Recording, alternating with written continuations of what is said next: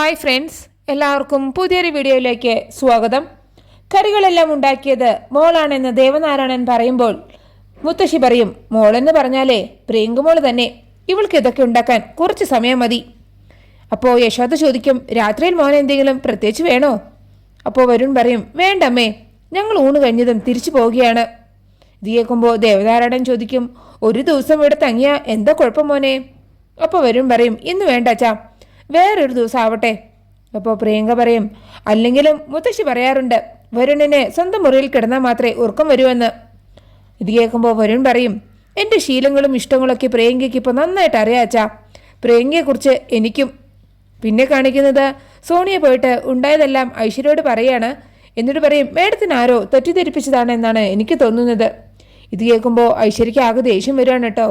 അപ്പോൾ ഐശ്വര്യ പറയും, ആരും എന്നോട് ഇതിനെക്കുറിച്ച് പറഞ്ഞതല്ല, എൻ്റെ കണ്ണുകൾ കൊണ്ട് ഞാൻ അവളെ നേരിട്ട് കണ്ടതാണ്. അവൾ ശ്രീകൃഷ്ണപുരത്ത് തന്നെയുണ്ട്. മാത്രമല്ല ദേവനാരായണൻ തിരുമേനിയുടെ മകളുമായിട്ട് അവൾക്ക് എന്തോ കണക്ഷനുണ്ട്. ദേവനാരായണൻ തിരുമേനിയുടെ മകൾ പ്രിയങ്കയെ എനിക്ക് നേരിട്ട് കാണണം. എനിക്ക് വേണ്ട കാര്യങ്ങൾ ഞാൻ നേരിട്ട് കണ്ടെത്തിക്കോളാം. അവളെ എനിക്ക് കണ്ടെത്തിയേ പറ്റൂ. അതേസമയം വരുൺ പോയിട്ട് പ്രിയങ്കയോട് പറയും, നിന്റെ വീട്ടിൽ പോയത് നന്നായി. ഇതുവരെ മനസ്സിന് ഒരു വ്യക്തത ഉണ്ടായിരുന്നില്ല, പക്ഷേ എനിക്കിപ്പോൾ എല്ലാം വ്യക്തമായി. ഈ വ്യക്തത എന്താണെന്ന് അറിയണ്ടേ നിനക്ക്?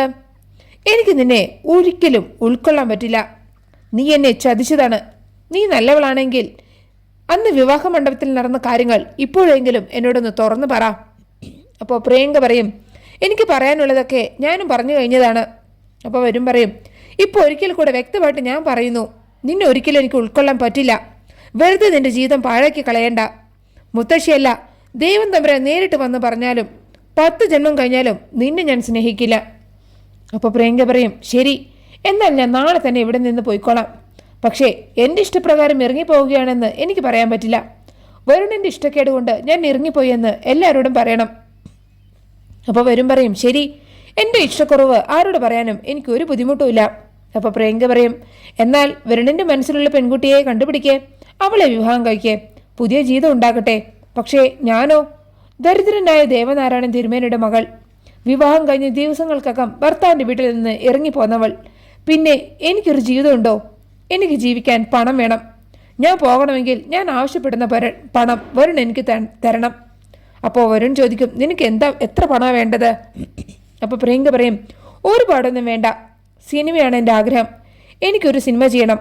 അതിനുള്ള പണം വരുൺ എനിക്ക് തന്നാൽ വരുണിൻ്റെ ജീവിതം ഞാൻ തിരിച്ചു തരാം. അപ്പോൾ വരുൺ പറയും, പണം ഞാൻ തരാം. അപ്പോൾ പ്രിയങ്ക പറയും, എന്നാൽ നമുക്ക് പരസ്പരം ബഹുമാനത്തോടെ പിരിയാം എന്ന് പറഞ്ഞ് ഇരുവരും പരസ്പരം ഷേക്കൻഡ് കൊടുക്കാൻ കേട്ടോ. അതേസമയം രാധിക തൻ്റെ വിഷമങ്ങളെല്ലാം കൃഷ്ണ ഭഗവാന്റെ മുമ്പിലിരുന്ന് പറയുകയാണ്, വരുണിൻ്റെ മനസ്സിൽ നിന്നും എന്നെക്കുറിച്ചുള്ള ചിന്തകൾ എന്നേക്കുമായിട്ട് മാറ്റി തരണേ ഭഗവാനെ എന്നൊക്കെ പറഞ്ഞ് കണ്ണു അടച്ച് പ്രാർത്ഥിക്കുകയാണ് കേട്ടോ. അപ്പോൾ ഒരു ശബ്ദം രാധിക കേൾക്കുകയാണ്. കൃഷ്ണന് രാധ തന്നെയല്ലേ വേണ്ടത്? ശബ്ദം എവിടെ നിന്നാണെന്ന് രാധിക്ക് മനസ്സിലാവുന്നില്ല കേട്ടോ. പിന്നെ കാണിക്കുന്നത് പ്രിയങ്ക പോകാനുള്ള ബാഗൊക്കെ പാക്ക് ചെയ്യുന്നതാണ്. പോകുമ്പോൾ വരും തന്ന പണം മാത്രം പോരാ, കുറച്ച് സ്വർണം കൂടെ വേണം എന്ന് പറഞ്ഞിട്ട് മുത്തശ്ശി കൊടുത്ത സ്വർണ്ണമൊക്കെ എടുത്ത് ബാഗിൽ വെക്കുകയാണ് കേട്ടോ. എല്ലാം നടന്നാൽ ഞാൻ നാളെ ഒരു സിനിമാ താരമാവോ എന്നൊക്കെ ആലോചിച്ച് സന്തോഷിച്ചിരിക്കുകയാണ് പ്രിയങ്ക. അതേസമയം രാധിക വരുണിനെ കാണാൻ വരാൻ പറഞ്ഞ കാര്യം ഓർത്തിട്ട് ഇനി എന്തു ചെയ്യുമെന്ന് ആലോചിച്ച് വിഷമിച്ചിരിക്കുകയാണ് കേട്ടോ. രാധിക പോയില്ലെങ്കിൽ വരുൺ എന്തെങ്കിലും ബുദ്ധിമോശം കാണിക്കുമോ? വരുണിന് വരാൻ തോന്നാതിരുന്നാൽ മതിയായിരുന്നു. പരസ്പരമുള്ള ഈ കാഴ്ച ഒഴിവാക്കി തരണേ. പോകാതെ പറ്റില്ല, കാണാതെ പറ്റില്ല എന്നൊക്കെ വിചാരിച്ച് വരുൺ പറഞ്ഞ സ്ഥലത്തേക്ക് രാധിക പോവുകയാണ്. അതേസമയം വരുണും രാധികയെ കാണാൻ പോകാൻ റെഡിയാവാണ് കേട്ടോ. അപ്പോൾ പ്രിയങ്ക വന്നിട്ട് വരുണിനോട് പറയും, വരുൺ തിരിച്ചു വരുമ്പോഴേക്കും ഞാൻ പോകും. വരുൺ പറഞ്ഞ വാക്ക് തെറ്റിക്കരുത്. പണം കിട്ടിയില്ല എങ്കിൽ ഞാൻ ഇവിടേക്ക് തിരിച്ചു വരും. അപ്പോൾ വരുൺ പറയും, അതിൻ്റെ പേരിൽ തനിക്ക് തിരിച്ചു വരേണ്ടി വരില്ല. 1-2 ദിവസത്തിനുള്ളിൽ പണം തൻ്റെ അക്കൗണ്ടിൽ വന്നിരിക്കും. എന്നാൽ ഗുഡ് ബൈ എന്ന് പറഞ്ഞിട്ട് വരുൺ അവിടെ നിന്ന് പോവുകയാണ് കേട്ടോ. അതേസമയം വരുണിനെ കാണാൻ വേണ്ടി പോകുന്ന രാധികയെ ജീവ വഴിയിൽ വെച്ച് കാണുകയാണ്. അങ്ങനെയാണ് ഈ എപ്പിസോഡ് അവസാനിക്കുന്നത്. പിന്നെ നാളത്തെ പ്രൊമോയിൽ കാണിക്കുന്നത് പ്രിയങ്ക രാത്രി സ്വർണവും പണവും ഒക്കെ എടുത്തിട്ട് എല്ലായിടത്തും ബാഗിൽ വെച്ചിട്ട് ആരും കാണാതെ കണിമംഗലത്തിൽ നിന്ന് പോകാൻ റെഡിയായി നിൽക്കുന്നതാണ്. അതേസമയം വരുണിനും രാധികയും തമ്മിൽ നേരിട്ട് കണ്ട് സംസാരിക്കുന്നതും പ്രൊമോയിൽ കാണിക്കുന്നുണ്ട്. വരുൺ പറഞ്ഞത് കേട്ട് കഴിഞ്ഞുമ്പോൾ രാധിക വരുണിനോട് ചോദിക്കും, എൻ്റെ മനസ്സിലുള്ള ഇഷ്ടം ഞാൻ പറയട്ടെ? അപ്പോൾ വരുൺ പറഞ്ഞു. അപ്പോൾ രാധിക ചോദിക്കും, അത് കേൾക്കുമ്പോൾ എന്നോട് ദേഷ്യം തോന്നിയില്ലല്ലോ? ഇല്ല.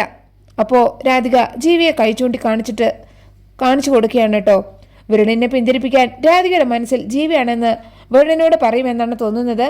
വരുൺ അത് വിശ്വസിക്കുമോ എന്ന് നമുക്ക് നാളത്തെ എപ്പിസോഡിൽ കാത്തിരുന്ന് കാണാം. നിങ്ങൾക്ക് എൻ്റെ റിവ്യൂ ഇഷ്ടമായാൽ മറക്കാതെ എല്ലാവരും ലൈക്കും സബ്സ്ക്രൈബ് തന്ന് എന്നെ സപ്പോർട്ട് ചെയ്യണേ പ്ലീസ്.